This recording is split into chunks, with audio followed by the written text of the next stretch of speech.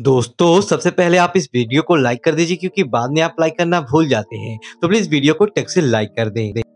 लखन अपने बीवी बच्चों के साथ एक पहाड़ी इलाके में रहता था। उसके झोपड़ी के सामने एक बड़ा सा पेड़ था, जिस पर बैठकर एक बुलबुल गाती रहती थी। एक बार की बात है, बुलबुल के बच्चे हुए और जब बुलबुल के बच्चे उड़ने लायक हुए, तो उन्हें उड़ना सिखा रही थी। एक दिन वह पेड़ से उतरकर लखन की झोपड़ी के सामने बच्चों को उड़ना सिखा रही थी।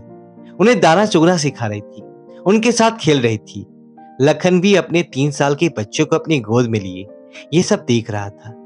अचानक से वह बच्चा बार बार जिद करने लगा कि मुझे बुलबुल का बच्चा ला कर दो। लखन अपने बच्चे के मोह में पागल हो चुका था। वह अपने बच्चे के लिए सब कुछ करता था। बच्चा जो भी मांगता वह उसे लाकर देता था। लखन के धीरे से अपने पैर में पहनी हुई चप्पल हाथ में ली और उसे जोर से एक बुलबुल के बच्चे पर फेंक दिया। बुलबुल का बच्चा वहीं जमीन पर गिर पड़ा। उसने बुलबुल के बच्चे को उठाकर अपने बच्चे को दे दिया, लेकिन उसका बच्चा उस बुलबुल के बच्चे के साथ करता भी क्या। वह बुलबुल का बच्चा ना तो बोल रहा था, ना फुदक रहा था और ना ही उड़ने का प्रयास कर रहा था। अपने गर्दन को एक तरफ लटकाए बस पड़ा हुआ था।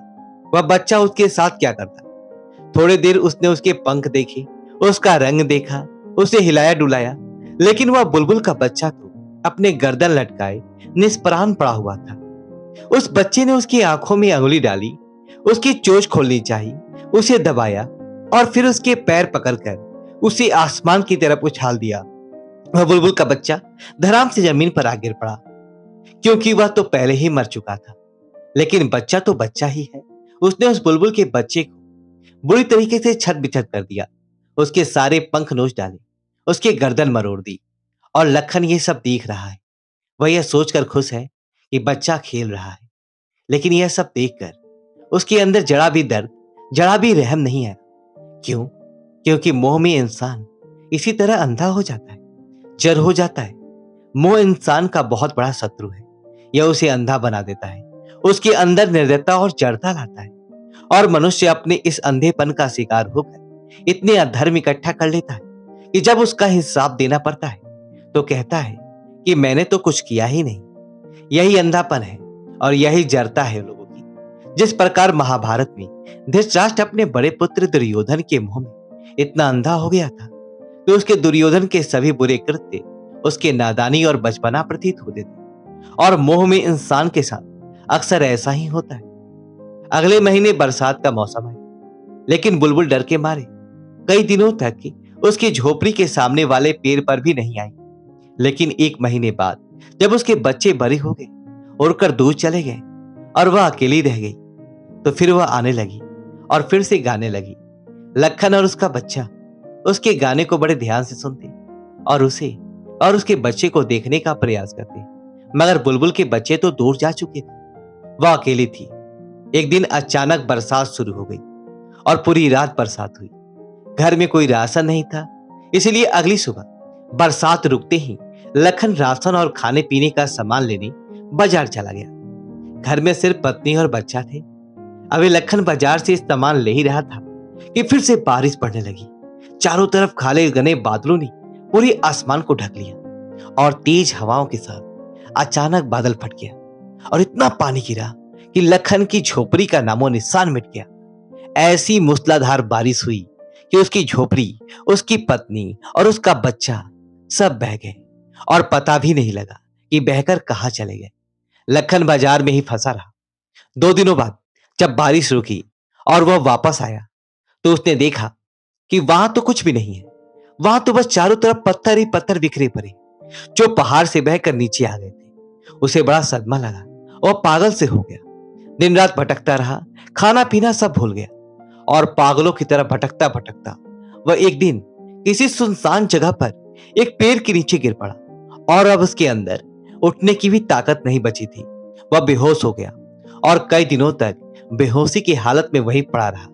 फिर एक दिन उसकी बेहोशी टूटी और आंख खुली तो उसने देखा कि सूरज सर के ऊपर था।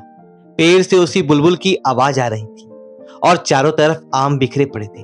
वह आम का पेड़ था और वह बुलबुल उसे खाने के लिए चोंच मार मार कर पेड़ से आम गिरा रही थी।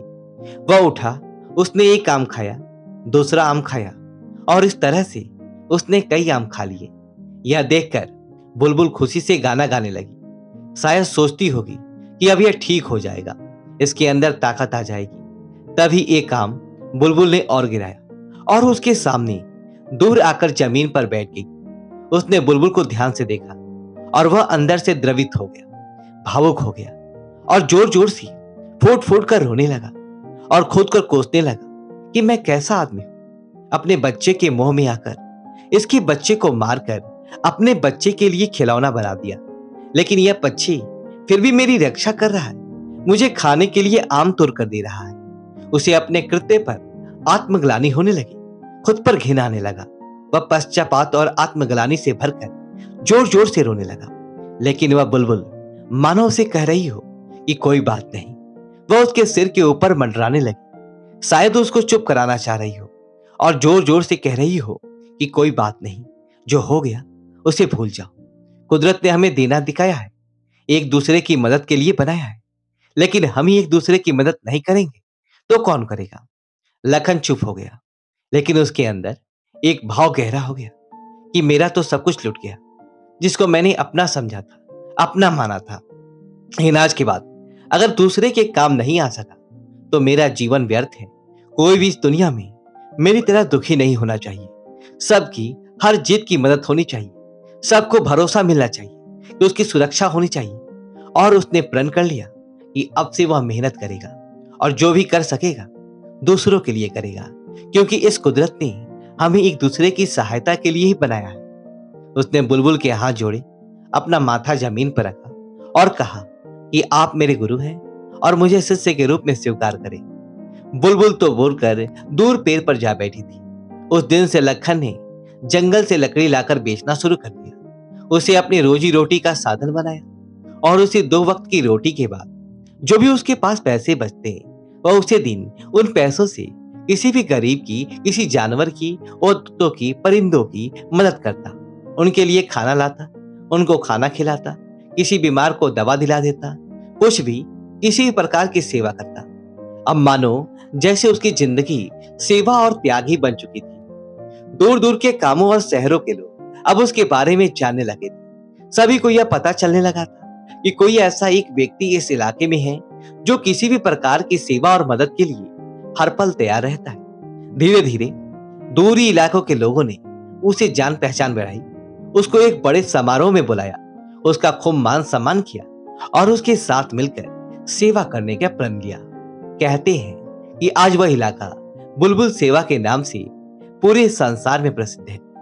दोस्तों, शायद ये एक काल्पनिक कथा नहीं है, लेकिन यह एक आदर्श और एक सीख प्रस्तुत करती है कि इस दुनिया में हमें एक दूसरे की मदद के लिए ही बनाया गया है, एक दूसरे को प्रताड़ित करने या दुख देने के लिए नहीं। हमें जरूर इस कहानी से सीख लेनी चाहिए। दोस्तों, आपको वीडियो को लाइक करें, कमेंट बॉक्स में ओम नमः शिवाय लिखिए और हमारे चैनल सब्सक्राइब करें। धन्यवाद दोस्तों।